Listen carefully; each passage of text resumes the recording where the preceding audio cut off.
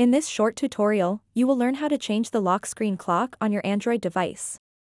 Many people find the default lock screen clock boring or difficult to read, but don't worry, it's actually quite simple to customize it to your liking.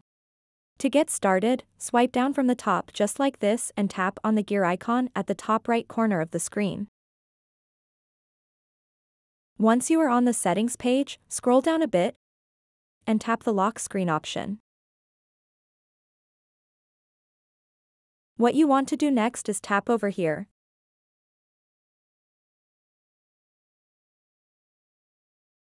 And then tap on the clock.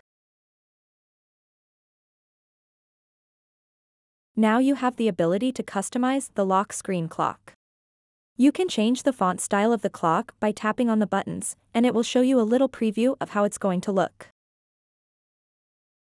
You can also change the entire appearance of the clock. You can tap and select any of these clock styles. Or if you don't want a clock on the lock screen, you can select the no clock option. If you want to change the color of the lock screen clock, you can easily do that by tapping on any of these color options at the bottom of the page. If you don't see a color you like, you can also select a custom color.